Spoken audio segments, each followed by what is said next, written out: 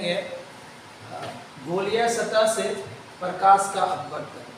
गोलीय सतह से प्रकाश के अपवर्तन के लिए दो केस बनता है, एक सतह जिसको हम अवतल सतह कहते हैं और दूसरा सतह जिसको हम उत्तल सतह कहते हैं। तो हम सबसे पहले अवतल सतह के बारे में अपवर्तन के लिए जो एक फार्मूला होता है उसको हम सत्यापित करेंगे यहाँ पे। गोलीय अवतल सतह से प्रकाश का अपवर्तन, ये टॉपिक है हमारा आज का, जिसमें एक सतह लिया गया है जो गोलीय सतह है और अवतल जैसा दिख रहा है। अवतल सतह उस सतह को कहा जाता है जिस सतह का बीच का हिस्सा जो मध्य भाग है वो थोड़ा सा धंसा हुआ हो और किनारे का जो सतह हो वो थोड़ा सा उभरा हुआ हो। ऐसे सतह को क्या कहा जाता है? अवतल सतह कहा जाता है। तो अवतल सतह जो है इसका कोई ना कोई जो बीच का भाग होगा उसके बीच भाग को हम P से डिनोट करेंगे और इस गोलीय सतह का अगर हम देख लें, इस तरह से अगर हम एक सर्कल ड्रॉ करें तो इस सर्कल का कहीं ना कहीं सेंटर होगा, तो हम मान के चलते हैं कि इसका सेंटर यहाँ पे C, यहाँ पे C है और इस सतह से इस पॉइंट से इसके बीच की दूरी जो है उसको हम वक्रता त्रिज्या कहेंगे, यानी इस गोलीय सतह का त्रिज्या जिसको हम वक्रता त्रिज्या जिसे हम R से सूचित करते हैं। उसके बाद एक वस्तु है जिस वस्तु को हमने इसके गोलीय सतह के अक्ष पर, मुख्य अक्ष पे रख दिया है। एक वस्तु बिंदुवत वस्तु है जिसको हमने O बिंदु पे रख दिया है। अब यहाँ से प्रकाश किरण, यहाँ से प्रतिबिंब बनाने के लिए हमें दो प्रकाश किरण की आवश्यकता होती है। एक प्रकाश किरण हमने मान लिया कि ये यहाँ से O से इस तरह से M बिंदु पर यहाँ पे क्या हो रही है? आपतित हो रही है। आपतन के पश्चात यहाँ से क्या होगा? माध्यम बदलेगा। जैसा कि हमने इस सिचुएशन में दिखाया है कि जिस माध्यम में वस्तु रखा गया है उस माध्यम को हम विरल माध्यम करें। विरल माध्यम का अपवर्तनांक हम मान लेते हैं N1, जबकि जिस माध्यम जो सतह है अवतल सतह है उसके माध्यम को अपवर्तनांक हमने N2 ले लिया है, जिसको हमने सघन माध्यम मान लिया। एक विशेष कोई स्थिति को लेके हम इसको समझने का प्रयास करेंगे। विरल माध्यम का अपवर्तनांक हमने N1 लिया है, जबकि सघन माध्यम का अपवर्तनांक हमने N2 ले लिया। अब हमने एक थ्योरी पढ़ा है पहले कि जब प्रकाश विरल माध्यम से सघन माध्यम की ओर प्रवेश करती है तो प्रकाश का विचलन होता है। इसी विचलन की घटना को प्रकाश का अपवर्तन कहा जाता है। तो इसी अपवर्तन की क्रिया में जब प्रकाश विरल से सघन माध्यम की ओर जाती है तो विरल माध्यम से सघन माध्यम की ओर जाने के पश्चात वह अभिलंब की ओर मुड़ जाती है। अर्थात यानी अगर प्रकाश इस तरह से जा रही है तो विचलित होगी।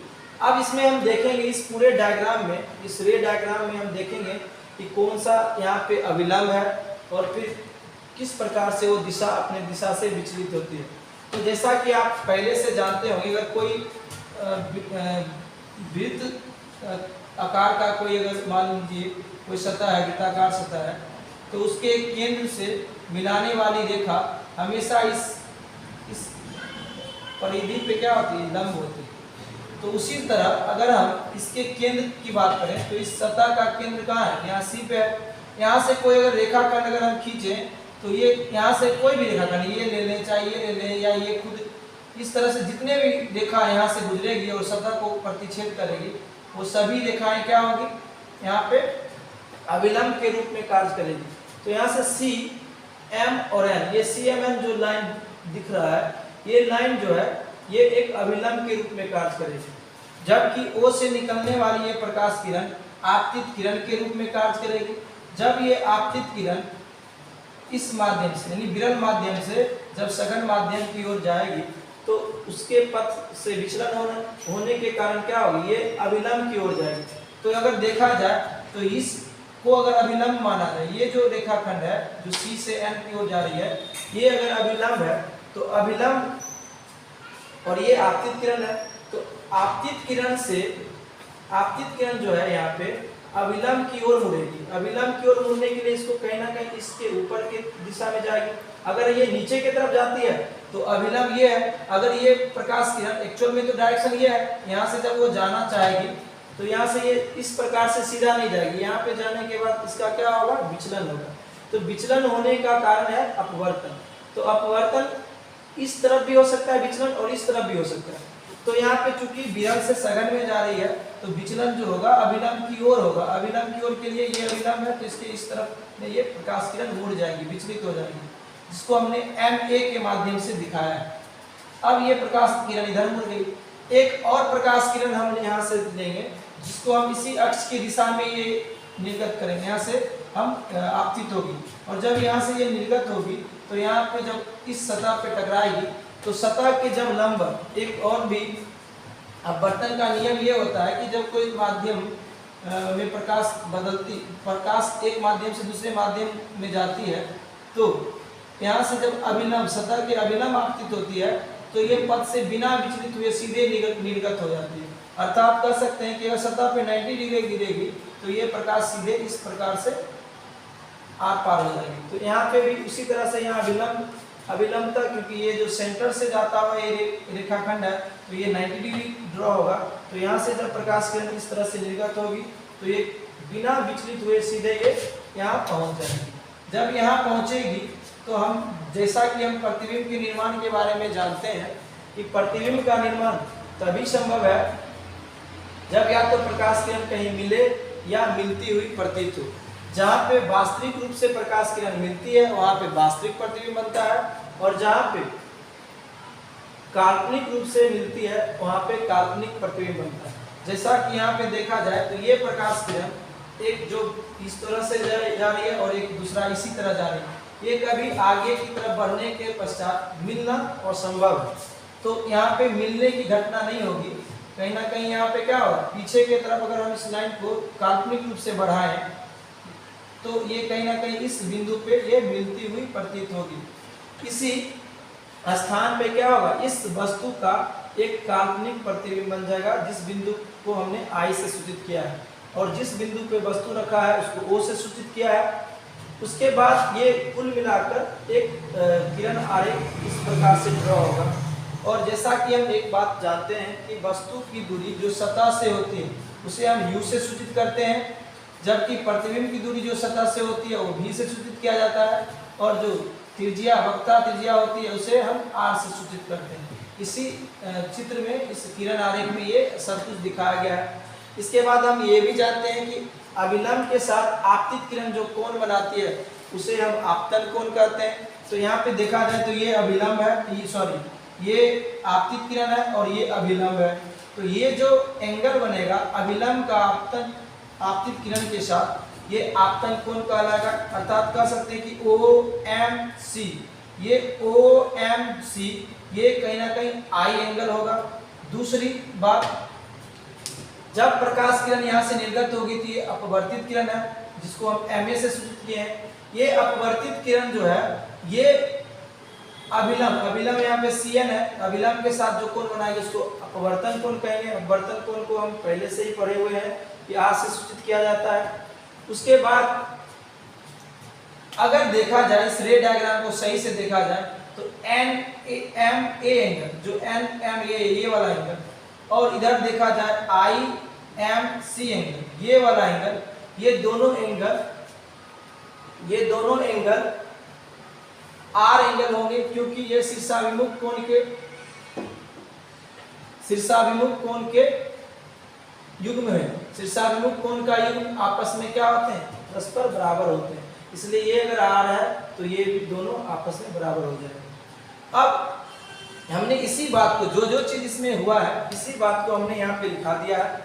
आप चाहें तो इसका स्क्रीनशॉट ले सकते हैं और मैं एक बार समझा देता हूँ। माना कि एक गोलीय अवतल सतह है जिसका अपवर्तनांक N2 है, हमने अपवर्तनांक N2 मान लिया है, तथा वक्रता त्रिज्या R है, को N1 अपवर्तनांक वाले बाह्य माध्यम में रख दिया गया है। N1 बाह्य माध्यम का अपवर्तनांक N1 उसमें रख दिया गया है। एक बिंदुवत वस्तु गोलीय अपवर्तक सतह के मुख्य अक्ष पर सतह से U दूरी पे बिंदु O पर रखा हुआ है। गोलीय सतह के मुख्य अक्ष के O बिंदु पर U दूरी पे रखा गया है, वस्तु को रखा गया है, ये चित्र में भी दिखाया गया है।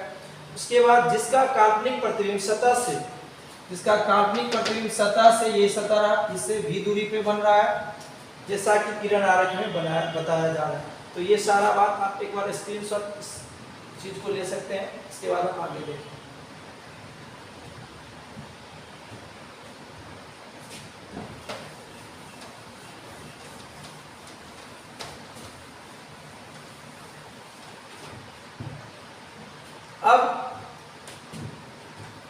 अब हम किरण आरेख से उस चीज को समझेंगे। अब किरण आरेख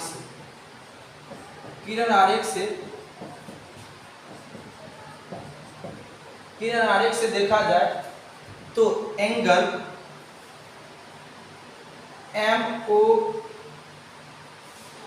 MOI, इसको हमने क्या मान लिया है, अल्फा मान लिया। ये हमारे ऊपर निर्भर करता है, हम अल्फा माने, बीटा माने या थीटा, जो जिसको माना। अगर हम चाहें तो इसको भी बीटा मान सकते हैं, या हम इसको अल्फा मान सकते थे, इसको थीटा का थीटा, कुछ भी, ये हमारे ऊपर निर्भर करता है। लेकिन ये जो एंगल आई है या आर है, ये हमारे हिसाब से नहीं होगा, क्योंकि आपतन कोण या अपवर्तन कोण, ये सिचुएशन जो रे डायग्राम का उसके हिसाब से फिक्स हो जाती है। अर्थात ये हम कह सकते हैं कि आई और आर का मान हम चाहे तो इसको आर या इसको आई ऐसा नहीं दिखा सकते हैं। जब भी होगा हम आई इसी तरह से दिखाया जाएगा, यानी अविलंब और आपतित किरण के बीच का कोण ही आई होगा, और अपवर्तित किरण और अविलंब के बीच का कोण आर होगा। जबकि अल्फा बीटा ये हमारा स्वेच्छानुसार ले सकते हैं। इस रे डायग्राम में हमने MOI ये एंगल अल्फा लिया है, जबकि अगर देखा जाए MIC बराबर हमने बीटा ले लिया है। उसी तरह MCP बराबर हमने थीटा ले रखा है। उसी तरह अगर देखा जाए तो OMC ये पूरा एंगल अविलंब और ये इसके बीच का कोण आई हो जाएगा, जबकि एंगल NMA और शीर्षाभिमुख के हिसाब से ये एंगल IMC, ये दोनों आपस में बराबर होगा। IMC बराबर होगा और कितने के बराबर हो जाएगा, R के बराबर हो जाएगा। तो कुल मिला के यहाँ से ये हो गया एंगल के बारे में इंफॉर्मेशन। अब हम डिस्टेंस के बारे में देखेंगे तो PC जो होगा, PC क्या हो जाएगा, PC हो जाएगा R। लेकिन हम चिन्ह परिपाटी में एक चीज पढ़ते हैं कि जिस दिशा में आपतित किरण का दिशा होता है, उस दिशा को धनात्मक लिया जाता है और उसके विपरीत दिशा को ऋणात्मक ली जाती है। तो यहाँ पे देखा जाए, और दूरी की जो माप होती है वो हमेशा सतह से होती है। तो दूरी को मापने के लिए जब सतह से इधर की तरफ आएंगे तो आपतित किरण की दिशा तो इस दिशा में, इसका मतलब ये वाला डायरेक्शन नेगेटिव होगा, यानी PC को चिन्ह परिपाटी के हिसाब से नेगेटिव में आप लिखेंगे। उसी तरह PI को अगर देखा जाए तो हम माइनस में ये भी रखेंगे। उसी तरह अगर PO को देखा जाए तो ये माइनस में U होगा। तो कुल मिलाकर ये इंफॉर्मेशन जो इस रे डायग्राम से है उसको भी ये नोट कर लेंगे। इसका भी स्क्रीनशॉट आप ले सकते हैं।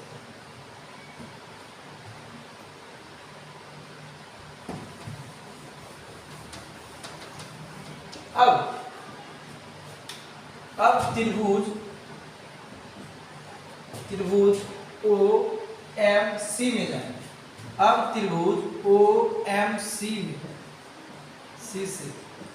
अब त्रिभुज OMC से, अगर OMC से देखा जाए तो क्या होगा, हम एक त्रिभुज में पढ़ते हैं कि त्रिभुज के दो कोणों का योग जो होता है वो संगत बाह्य कोण के बराबर होता है। अर्थात देखा जाए तो त्रिभुज OMC के लिए ये जो एंगल है ये थीटा है, उसके हिसाब से ये एंगल और अल्फा एंगल ये उसके संगत क्या हो जाएगा, आंतरिक कोण हो जाएगा। अगर हम इस त्रिभुज के बारे में देखें, ये त्रिभुज जो है, ये पूरा त्रिभुज, ये इस त्रिभुज में ये I टोटल एंगल और ये अल्फा, ये क्या हो जाएगा, आंतरिक कोण हो जाएगा, यानी अल्फा प्लस I बराबर क्या हो जाएगा, थीटा के बराबर हो जाएगा। तो यहाँ से अगर हम I निकालें तो थीटा माइनस में अल्फा, इसको इक्वेशन 1 मान लेंगे। ये क्यों हुआ, तो त्रिभुज के, अगर यहाँ पे लिख देंगे ब्रैकेट में रीजन, त्रिभुज के बाह्य कोण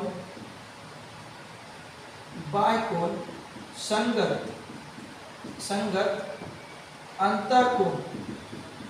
अंतःकोण के योग के बराबर होता है। ये बात हम मेंशन कर दें। उसके बाद फिर अगर दूसरा त्रिभुज में देखा जाए, त्रिभुज IMC, ये छोटा सा त्रिभुज, ये छोटा सा बीच में जो ट्रायंगल बना है, तो त्रिभुज IMC में भी देखें, IMC से तो फिर ये छोटा सा एंगल R, ये एंगल बीटा, इस दोनों को हम आंतरिक कोण मानेंगे, जबकि थीटा क्या हो जाएगा बाह्य कोण। तो यहाँ से फिर वही नियम, इसी नियम को पालन करेंगे, तो R प्लस में बीटा बराबर क्या हो जाएगा थीटा। तो यहाँ से R निकालेंगे तो थीटा माइनस बीटा, इसको इक्वेशन 2 कंसीडर करें। अब फिर यहाँ से इस चीज को फिर इसी कंडीशन को यहाँ पे फिर लिख देंगे कि भाई इसी कंडीशन के हिसाब से ये सारा चीज हुआ है, ठीक है। फिर इसको आप लोग नोट कर लीजिएगा या स्क्रीनशॉट ले लीजिए। अब इसको इक्वेशन 1 और 2 को ध्यान में रखेंगे। इसके बाद अब हम स्नेल्स लॉ को देखें। स्नेल के नियम से, स्नेल का नियम क्या कहता है? स्नेल का नियम ये कहता है कि N1 sin I बराबर क्या हो N2 sin R। तो यदि कंडीशन ये भी होता है, यदि I तथा R का मान अत्यंत छोटा हो, अगर I और I का मान छोटा हो, तो ये हम लोग मैथमेटिक्स के ट्रिग्नोमेट्रिक सेक्शन में पढ़ते हैं कि साइन I तब I के बराबर हो जाता है तथा R साइन R भी किसके बराबर हो जाएगा, लगभग R के बराबर। अब अगर इसे इक्वेशन 3 मान लें, तो अब समीकरण 3 से क्या हो जाएगा N1 I हो जाएगा, आप साइन I को I मोड़ देते हैं, और N2 साइन R हो जाएगा। इसको इक्वेशन 4 या इसको 4 नहीं मानेंगे। हम समीकरण 1 और 2 से देखें तो N1 I का मान क्या था, तो I का मान था थीटा माइनस में अल्फा, हम उसको लिख देंगे। उसी तरह N2 बराबर क्या था, थीटा माइनस में R बराबर क्या था, थीटा माइनस में बीटा। तो यहाँ से अगर हम देखें थीटा माइनस बीटा समीकरण 2 में, ये समीकरण 1 में, ये वैल्यू कर देंगे। यहाँ लिख सकते हैं समीकरण 1 और 2 से ये सब होगा, आप चाहते हैं तो यहाँ लिख सकते हैं, ठीक है। यहाँ पे फिर N1 और थीटा, इसको मल्टीप्लाई करें, N1 थीटा, N1 फिर अल्फा, फिर ये N2 थीटा, फिर ये N2 थीटा। फिर हम क्या करेंगे, थीटा वाले टर्म को एक तरफ ले आएंगे, बाकी को उस तरफ चले जाएंगे। यहाँ से N1 थीटा आ जाएगा, फिर इधर से ये प्लस में है, इक्वल के इधर आएगा तो माइनस हो जाएगा, फिर ये इधर उस तरफ जाने के बाद ये माइनस प्लस हो जाएगा, और ये पहले से ही माइनस इधर है, तो ये इसके साइन में कोई चेंज नहीं है। इसको इक्वेशन हम नहीं, एक और स्टेप इसमें आगे बढ़ा देते हैं। N1 माइनस N2 यानी थीटा कॉमन लेने के बाद ये आ जाएगा, और यहाँ से N1 अल्फा N2 बीटा, इसको इक्वेशन 4 मान लेंगे। यहाँ तक मैं स्क्रीनशॉट फिर से ले लीजिए आप।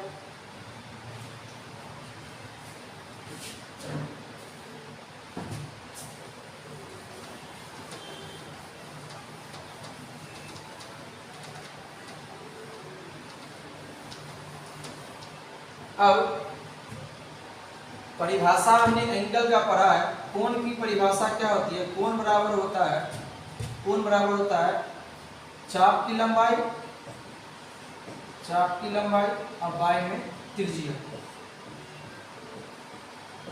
यहाँ से अगर देखा जाए अल्फा, तो अल्फा क्या होगा, ये हो जाएगा चाप, अल्फा के लिए ये चाप हो जाएगा, और ये दूरी हो जाएगी पी। यानी कहने का मतलब MP, अगर चाप को हम अगर देखें तो चाप को हम ऐसे दिखा सकते हैं MP बाय में OP। उसी तरह अगर बीटा देखा जाए तो बीटा अगर निकालेंगे तो ये तो MP ही रहेगा, यहाँ डिस्टेंस PI हो जाएगा, यानी MPR बाय में PI, इसको PO लिख लेंगे।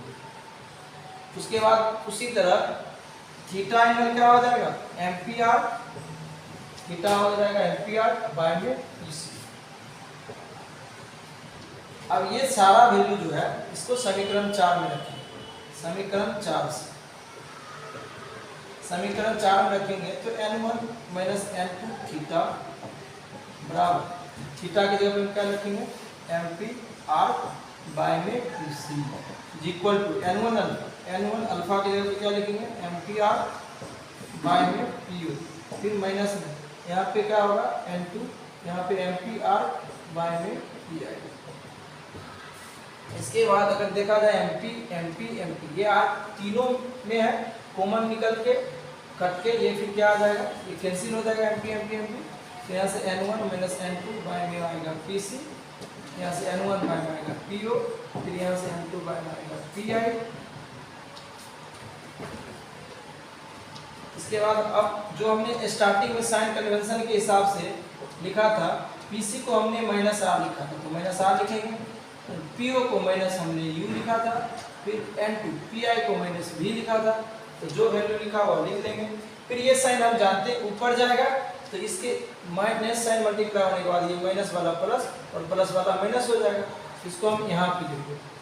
यहाँ से क्या होगा n2 प्लस में हो जाएगा, n1 माइनस में हो जाएगा बाय में r, ये माइनस माइनस प्लस हो जाएगा, तो पहले इसको लिख लेते हैं, पहले प्लस वाले को लिख लेते हैं। n2 बाय में क्या होगा v माइनस में n1 बाय में तो क्या होता है, यहाँ से एक इक्वेशन बन गया।